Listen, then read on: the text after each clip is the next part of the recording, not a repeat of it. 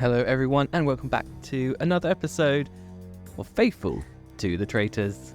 We are discussing series 2 of the US series of the Traitors. And we had a new arrival, didn't we?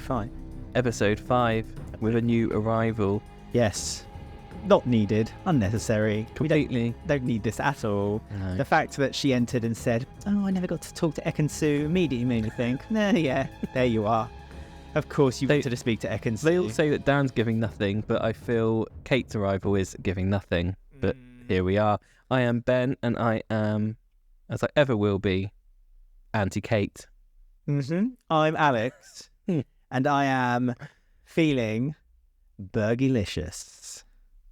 That's my burgerlicious. Absolutely. I am feeling burgerlicious. I want some burgerlicious. My body too burgerlicious for you, babe. He may be murdered. Or will he? Well, no, he won't be, because he's got the shield. We'll get to that in a moment. Yes. Peter, I'll tell you what, very valuable player, I'm telling you. He's right.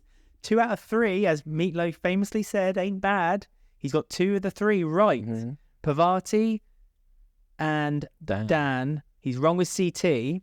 But that's fine, because he can't always be perfect. But I'm telling you, Peter, out of almost nowhere, is just kind of... And Bergie, I love that Bergie's kind of... Bergie and Peter. They found this new kind of... He's found this kind of newfound confidence since his friendship with Peter. Him and Peter have kind of gotten together. Maybe... Very similar reality shows as well, if you think about it. Dating, finding love. You just write them off because they're just dumb hunks. But no, they got beauty and brains. That's what you want in a bachelor. Bergie, sweet.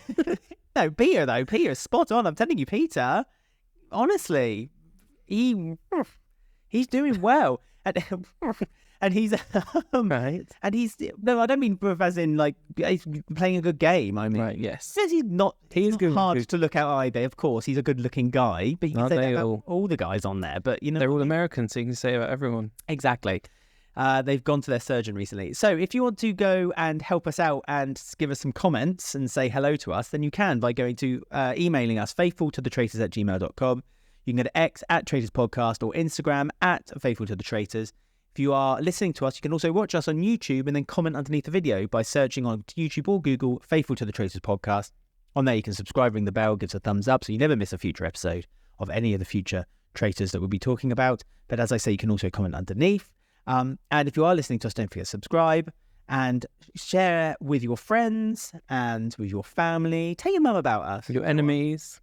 Yeah, tell your enemies. Your faithful, your traitors. Tell that person in the office who really, really winds you up by asking you questions while you're trying to work. You know? Say to them, well, just put on Faithful to the Traitors podcast and that will keep them quiet for a little while and you can then get on with your job and perhaps then go up the ladder, the corporate ladder, get yourself a pay rise. Thank us for that. And if you do get a little bit extra money in your pay packet that month, then go to buymeacoffee.com/faithful and then share the wealth and give us a silver coin or a gold bar because that also helps us build the show as well.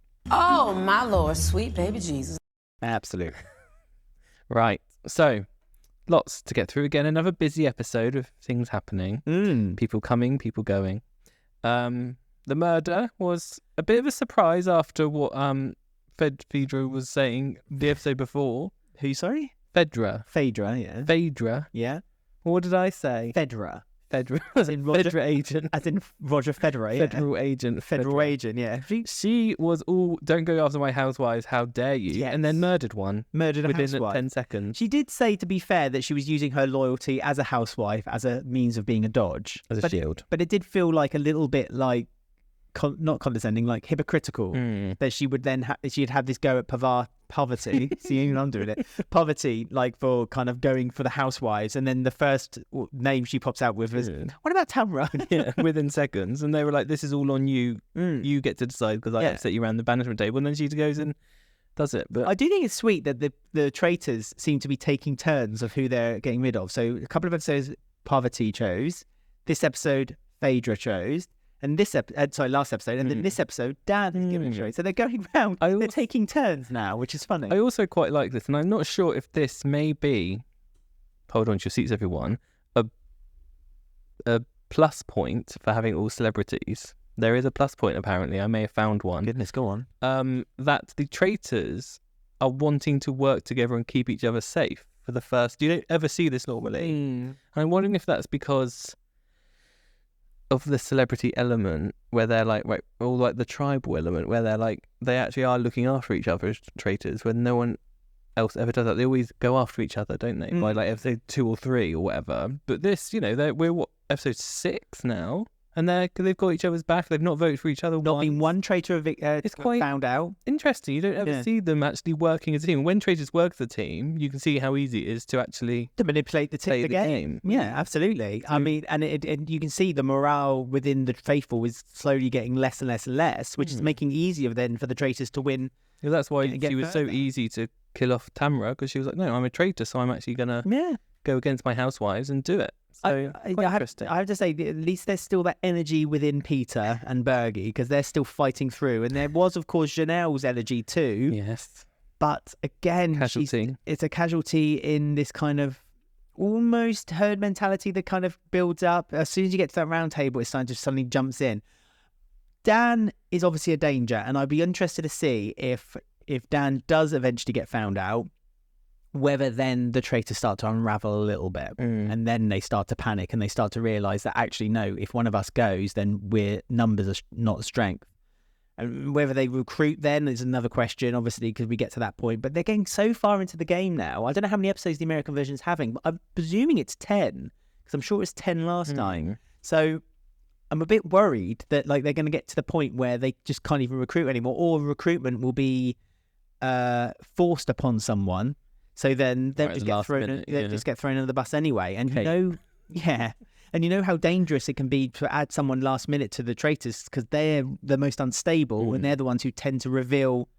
Yeah, they do all sorts. Winks and Morse code, or their own kind of code of who the rest of them are. But I mean, we did lose Tamara, so we'll just do a quick. What's your name and where do you come from? Just so we know who she is, what she's done, where she comes from, who her name is. Right, so a long-time member of the cast of The Real Housewives of lots of OBS, Orange County. Woohoo! Tamara is well versed in reality TV, of course she is, which could give her a leg up in assessing the competition. I swear this is the same description for all of the Real Housewives. All the housewives. Are you? They've been on every single competition. Are you accusing them of having nothing else other than their lives than the Real Housewives of the show they're on? I am. I'd say so too. No, bless them. No, bless them. I mean, Phaedra is just lovely. I love Phaedra. Yeah, I'm interested to see what she's like on the show, actually. I want her to represent me in court one day. Is Phaedra a lawyer? Solicitor? Yeah. A lawyer, sorry. Yeah? You can tell. That's why she's so honest. Yeah. She's sweet. I love her. So, obviously, as we said, the accusations started getting thrown around straight away at the breakfast table. Before they even knew who'd been murdered, the name started being thrown out of Dan. Peter was the first one to mention it to Janelle, John, and CT. I think Bergie did mention it to... I think it was Janelle he mentioned it, or was it Trishelle? One of them. He did mention something about Dan around the breakfast. I thought Bergie kind of only piped up at the round table when he was kind of defending Janelle and kind of pointing the finger at John. I just remember seeing his lovely yellow jacket he had on. Yeah. So that's just in my mind. He was definitely around, hovering through these conversations. The mission wasn't much to go on, really. It was just the birds singing. The bird singing game. It was fun, though. I remember it being a fun game on another version of The Traitors. No spoilers here, but fun to watch, not fun to reminisce on. Yeah, it's a good game. It's all right. But one thing where we should the thing came from. Yes. But one thing we should reminisce on is the fact that the Shield had been won, and it had been won by Trishelle and Bergie. To be fair, because the other two teams didn't know how to read a map. Both other teams went straight to it as well, or wanted to. Yeah, they couldn't find it. Bergie and Trishelle went and did 2 bird calls, and then went to the Shield, and still were the first ones there. I mean, are you surprised? Because as we said in episode 1, they thought a picture of a shield was a map. That's true. So if they what did they think a map was? What did they think a map is? The poem. Yeah, it's just ridiculous. It's just absolutely nonsense. I thought in America they were big on scouts and all that stuff. They might be, but to be fair, it's probably been a long time since a lot of them had been doing it, let's be honest. And that's not an ageist comment, it's just what it is. So they don't like giving their ages, do they? I have to say, no, they don't. I have to say, I'm bad at road maps and stuff like that. Thank God for SatNav. Thank God for SatNav. But This is where Peter's mastermind came into yes, play. his big plan. Because he was teamed up with, was it Janelle he was with? I think it was, wasn't it? Peter was with Janelle, Kevin was with Cherie, and Bergie was with Trishelle. So Bergie and Trishelle got the shield, Mm-hmm. but they didn't tell anyone at the end. And Peter came up with a plan. But only because Peter came running up to them and said, "Don't say anything." Don't say anything. And they all went to Bergie and was like, they're going to try and question you, Bergie. If they ask you questions, don't say anything. Do you understand? Here's a chocolate. Bergie's like, Like, all right, poor Bergie's not that thick. Bergie-licious. Mm. Oh, do you want the... Of course I do. Sorry, I'm not on the button. That's my burgerlicious. Thank you. So yeah, the plan was to not say who has a shield, so all 6 of them were protected. Mm-hmm. But then Peter also had like a second double plan, which I do feel he overplayed a bit by telling people that he has a shield, but only people he told them, I'm confident in you, so I'm going to tell you. But in reality, it was the people he thought were traitors. But I do feel that he told too many. Well, he told 5, I think in total it was 5 people he told of the plan, and 3 people he said he had the shield, so that their traitors would then go for someone who they then thought, we know inside knowledge. And then he also told Kevin and John and Berkey again later that he'd done this to the people he thought were traitors as well. And it's like, why did you tell them? Do you know what I mean? It's just too many layers. Kevin's the only one I would say was a dangerous one to tell, but John clearly, unless John's playing an incredibly, well, if I was in the game, playing an incredibly good game, then I think it's obvious that John's not a traitor. It's funny because poverty, Life put it in your head. Poverty, she kind of called out what Peter was doing when they're at the Traitors Tower, and Dan said he didn't think Peter was that smart. He could come up with a plan like that. So, and he was just being naive. But then really Dan should have seen the signs there, because Peter was gunning for Dan the whole time with the round table. So surely that was the one flaw in Peter's plan. The fact that, well, other than he told pretty much everyone but the 3. It's silly for him to tell 2 people he thinks are traitors. He should have told 1. That's because both the traitors were like, well, he told me in confidence. He told me in confidence. That's suspicious. Yeah, that's why it's silly, and that's exactly what happened. But Dan didn't see it as suspicious, to be fair. But no, I agree with you. I think he should have maybe just Dan. But then it looks obvious he gave it to Dan and then accused Dan of being a traitor. So it was a tricky situation Peter kind of put himself in by kind of accusing Dan of being a traitor, but then giving him that knowledge. But then Dan, to be fair, he's meant to be this most brilliant mind of playing Big Brother ever. He's the only one in the group of 3 traitors who thought that actually Peter couldn't have done that. Wasn't there a guy last year who was like the best Big Brother player ever? Like, how many Big Brother best players are there? Oh, God only knows. These men with dark hair. It's a very silly thing to say. I mean, it keeps looking dodgy for Dan. Dodgy Dan. Dodgy Dan. Dirty Dan, if he was in the UK. Why in the UK? Why not anywhere else? Because that's like a type of headline. Dirty. What was the guy on Big Brother? Dirty. No, what was it? Nasty Nick. Nasty Nick was the Big Dirty Brother Dan, one. I'm thinking Dirty Den, you're thinking from EastEnders. Yeah. That's what the Daily Mail would put if Dan was... Not the Daily Mail. Oh, no, the Daily Mail wouldn't touch this. A Dirty tabloid. Dan. You're thinking of the Sun or the Mirror or the Star. Yeah. Dirty Dan wins Big Brother. Dismal Dan fails again. Lots of people are looking his way again, and every time I'm thinking, right, he's going to go, because it looks really obvious, because he won't say who he's suspicious of ever to anyone, even when they ask him outright at all different locations.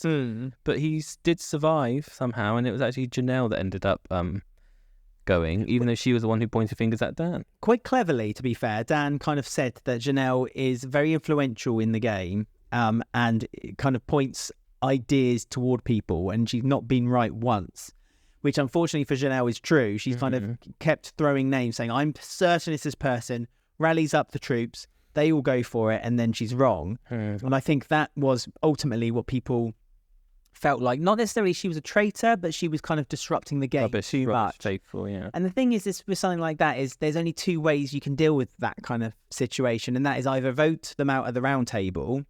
They're never going to get murdered, because obviously the traitors love the fact that she's kind of like causing this chaos. Or just ignore her. You know what I mean? It's like, just if you keep, a lot of them keep saying like, I've got a mind of my own, but then use your mind of your own. Listen to what Janelle has to say, but maybe just kind of take it with a bit more of a pinch of salt. It also got very personal as well between her and Sandra. around the round table where they kept swearing at each other. Well, see, this You're is a bit more- traitor. Yeah. Come, go. We have pantomime. You're a traitor. No, you're a fucking traitor. No, you are. No, you No, are. you're a fucking traitor. Your mum says you're a traitor, and my dad says you smell. No, you're not. Behind you. My dad's bigger than your dad. It was. I know you are, but what am I? I'm rubber and you're glue. It's like these are meant to be the gamers, the professional They're meant to be gamers. adults. They're meant to be adults. Well, that too, but the professional gamers are losing their grip. Sandra, I'm sorry, is very disappointed. I do not think I don't know, she... the way they bigged God her knows how up. she won Survivor twice. The way they bigged her up on episode 1, like, oh, she's really dangerous, so I want her to be a traitor. She's going to plot everything. I don't think she's playing particularly a great game, and she seems to be, like, the second that happened, she started swearing, so what's going on? Yeah, she crumbled, and she didn't... Even Kate looked shocked. The thing is, if she did... Well, no, I think Kate was just having a fun time, because she was like, I've got no involvement or participation in this whatsoever. The thing is that Sandra literally didn't... she had no basis to think that Janelle was a traitor. She just decided because Chanel said one thing about Sandra perhaps being a traitor, she got upset about it. And it's like, don't take this game personally. As soon as you start using personal feelings, then it just gets out of hand, because then you're not voting people based on them being traitors. You're based on your liking that person. And that happens. To be fair, that hasn't happened between too many people in this year's American version, but it always seems to happen that two people just dislike each other. And they Mark just just go for slips one all of another. a sudden, doesn't it? And then that's it. It's like, oh, okay. So what happened last episode with Larsa? It's like her mask suddenly slipped, and it's like, oh, what's going on? All gets very personal. There was one other name, though. It wasn't just Janelle and Dan's name that got thrown out. John decided to pipe up tonight, and he went for Kevin. And he said that Kevin was, and I shall find out what I wrote, Kevin's conduct, similar to what they've said already about Kevin, Kevin's conduct showed him up as being a traitor. And then Kevin went for Kate for no reason whatsoever, just because she literally, to be fair, quite innocently just whispered to the person next to her. What's her name? Or whatever. What's his name? No, she asked him, who was Kevin discussing about? Who was Kevin talking about around the table? And they said, oh, he's talking about Janelle, I believe that they said. And Kevin was like, we do what? We say? Don't interrupt. Because when he started, he said, don't interrupt me anymore. I mean, don't say stuff like that. And then, and then Kate whispered. Yeah. And then he was like, why? And then had to go at her. I mean, he should just He's let her an get on actor. with it, because he should have known, really, that Kate really... I don't know why Kate got a vote, really. Can we just talk about Kate then? While we're on Yeah. the subject of what the point is.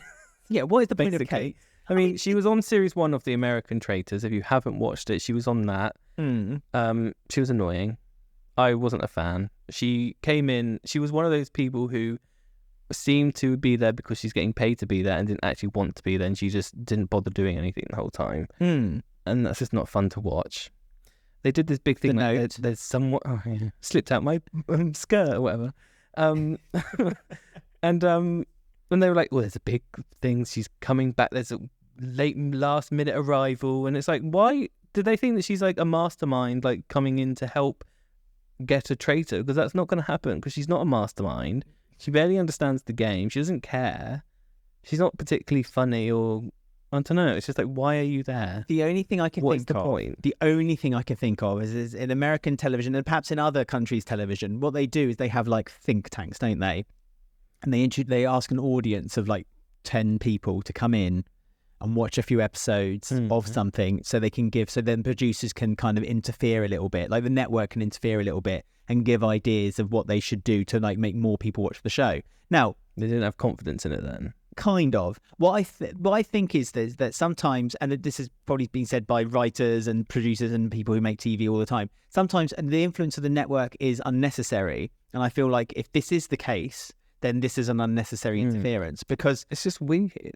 It's not like she's like, she was like a really good game player, so like she's coming in to help because the Faithfuls are doing a bad but she job. got a lot of their time in series 1, didn't Yeah, but she? it's And she- annoying. Like, why not bring in an ex-traitor from series 1 to be a faithful to spot traitor? You know what I mean? Yeah. Like, something a bit interesting. What's Kate gonna do? Nothing.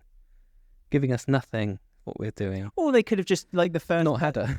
yeah. There's no need. They could have had the first person to be... I don't know. I've said a few times that could they not bring someone back who's been either banished or... Not, obviously, they can't bring someone back murdered, but could they not bring someone back who's been banished? And like... You know their role then. But you don't, because they could then come back in and they could say their role has been reset. So they could be still a faithful, or they could be a traitor. There's just no need to bring Kate back. It's just like it's not doing anything. She's a faithful anyway, and it's just like, what's the point? But also, like, this show hasn't been on for long enough to kind of like have, like, say Sandra, for instance, Survivor. She's seen as a Survivor, like, legend because she's done a series. She was good at Survivor. Kate wasn't good at the Traitors. No, but she found a note. Sure. And that was the thing. That was her big thing. But you then cried interference on that one as well. No, didn't you? it's It's just like, what a coincidence that she was able to find a note with names on it. Yeah, I don't know. I mean, I've been surprisingly enjoying this series when I thought I wasn't going to because of the celebrity stuff. But obviously, I just don't understand what the point is of Kate being there because she has no ties, no information. There's nothing. There's no point. They might as well just murder her. Well, I agree. This episode, if they don't, that will have no suspicion on anyone. No one would ask why. Yeah. It'd be like, well, just murder her on that night. Well, can you imagine if, like, round the round table, everyone someone piped up and said, "Look, guys, Kate's just been introduced." Don't you think that's a thing? Yeah, no, well, yeah. Don't you think it's a bit dodgy? Don't you think that they've done it on purpose and she's a traitor? Let's get rid of her because her not being here doesn't reset the game. It doesn't change anything. Yeah, it doesn't change a thing. So let's just get rid of her and keep the game the way it's been played. But I don't think she deserved a vote. She certainly didn't. I know it meant nothing at the end. Like, She didn't know anyone's name, did she? Danielle, yeah, that's true. Danielle already had been decided by that point when they got round to her. But at the same time, why did she deserve a vote? Also, it's not like because they called her the secret contestant, but like it's not like she'd been sitting somewhere and observing, and maybe that would give a point to her then coming in late because she's observed, but she didn't. She just came in, didn't even know who anyone was. So it was like, this was literally pointless, the most pointless thing ever. But here we are. So she's probably going to be into the final now. But I was going to say, I think she'll probably piss me off. She'll make it further to the game now, won't she? Let's be honest. That's why she made it to the final last time, didn't she? Pretty much. I remember getting annoyed. Forget, though, we did near the end kind of grow on Kate a little bit, and we did yes, we did. I remember, and we both. No, we both gave in, and this time I'm not giving in. Well, we also both said that she had some draw to her that she was able to kind of work things out, despite the note. She did have a little bit of that to her, but I mean, she just said some funny things towards the end, and I think we just caved in on our own, just numbed to it. Yeah, which I'm not going to do again this time. Fair enough. I know your hate for Kate. That's a tabloid there for you straight away. If I was the Traitors, I would just murder her this night because it wouldn't put any suspicion on anyone. Unfortunately, she's not up for murder because when they got back upstairs in that torrent. Oh, sorry, hang on. So who got rid? Danielle. Janelle. Danielle, not murdered, got banished. Banished? Janelle. Oh, is it Janelle? Sorry, I've got a thing over. Is it Janelle? Oh, yeah, Janelle. Sorry. Danielle. Danielle. It's not Janelle. Not London. Janelle. Yeah, Janelle. Come on, let's do a fact file. Not London. Why make her London if she's Danielle? I don't know, it just sounds like a Londony Okay. girl with a high ponytail name. Me then. Yes. Janelle, practically reality competition TV royalty. Surprise, surprise. Look at our. Janelle was a competitor on 4 seasons of Big Brother. It's an occupation. I'm telling you, it's an occupation in America. Especially if they're a year long each. Imagine that. 1 season of The Amazing Race and the co-winner of US network Snake in the Grass. Yeah, of course, there's a reality show called. I'm going to look that up. That's probably like the mole / Traitors mixed into one. Snake in the Grass. Is that why she kept saying you're the head of the snake? Was she forgetting what show she was on? Was she the one who kept saying that? Dan, you're the head of the snake. I'm not sure, but I that's probably the same. It's probably the same concept. She's confused what show she's on. Snake in the Grass TV show. She knows her way around big personalities and excels at coming out on top. Well, first of all, USA Network is owned by NBC, so that explains it. All right. Although Big Brother's CBS. There you go. There's my 4 American seasons. TV knowledge. 4 seasons of Big Brother. Each episode features 4 contestants working together to complete challenges to win clues about the identity of the snake, the saboteur of the group. Yeah. So it's the same. There you go. It's a bit like Trapped. UK kids show. Kids show. Yeah, it was a kids show on I don't watch BBC. kids shows, I'm Trapped. afraid. It was years ago, about 10, 15 years ago. Do you remember? They play a game and one of them was a saboteur. No. They had to deliberately ruin the game. And if they won the game, then they were out. But if they lost the game, they got a vote. And if they voted right to who they thought the saboteur was, they came out of the game. That was good. I used to like that. Trapped. Oh, my Lord, sweet baby Jesus. So there you go. That's Snake in the Grass. Right, It's so- basically Traitors, but on a lower budget. Round the turret then, they gave it to Dan because he said he really needs this murder. His turn, yeah. He wants to go for Bergie and trust that Peter is telling the truth. Yep, he's rolling the dice. Both the other traitors kind of look at each other and they're like, Don't do that. they're really not sure. I'm wondering if they are going to be like, let's not do that because it's going to mess things up. But Dan wants to go for Bergie, who has a shield. Is that if they just let Dan do it and he's wrong to do it, then I think Parvati and Phaedra do have an opportunity there to then kind of just really push Dan. Yeah, but it might point into Parvati. Or maybe it'll make Peter think she's not a traitor then, because she would have warned him because he told both Dan and Parvati. Maybe. So Well, that's the thing. Kind of because he told so many people who were traitors.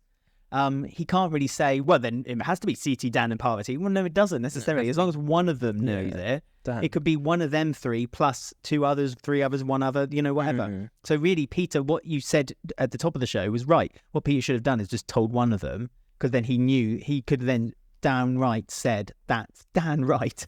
That's the person who's the traitor. Do you think he's going to go for Bergie? The other option was John. I mean, I suppose I should support my fellow Brit again and say, please don't vote John off, but I'm not particularly that fast. I'll be quite excited to see if it is Bergie, because I don't think I've seen it on any of the series where they've gone for someone with a shield and they haven't been murdered. I don't think I've seen that happen, so I'll be excited to see it go. Mm-hmm.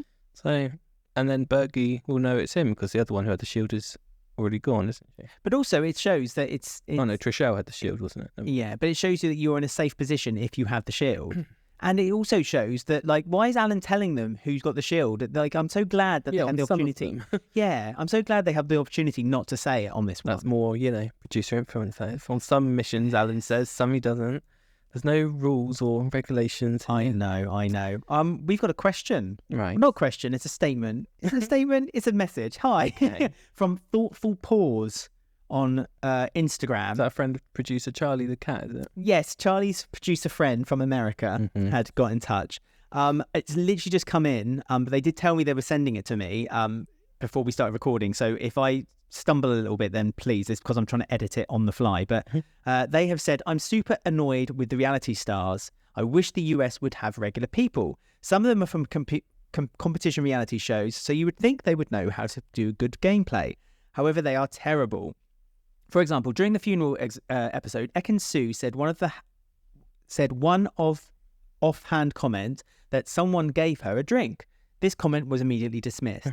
After that, there was zero talk trying to figure out who was giving out the drinks. They didn't base the round table off of that at all. Compared to the UK version, where they had intensive conversations about it and based strategy around it on the round table, it feels like the US people aren't going on any sort of strategy at all, and the funeral really highlighted that. Well, that's what we said, didn't we? We did. People just didn't seem to care that Ekin Su had been killed, or how, or why, or who did it, really. No one seemed to. Although, when Kate was asking about Ekin Su, when she said, I really met Phaedra, they kind of focused on her, because she said, she was given a poison that would slowly happen, and then this, and like, she stumbled. How do you know so much? Yeah. Yeah. Not everyone knows that bit of the poison. It was a long-lasting poison. So right there, I noticed that too. I can't remember who was listening though. There was about 3 or 4 of them. They were around the portrait, so I remember that. And it was Phaedra who said, she was given a poison. Too much info. Something, and she quickly stopped. It was long-lasting, and they slowly died. And I was like, oh.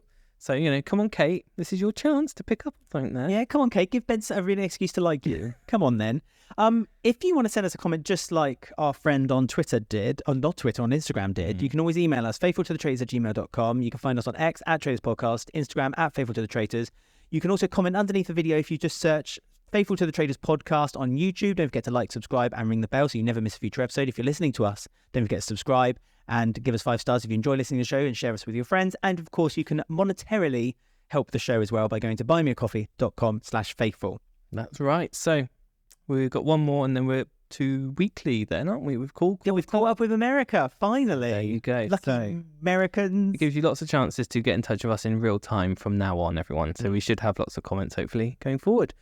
But until we see you again, stay faithful. Ta-ra!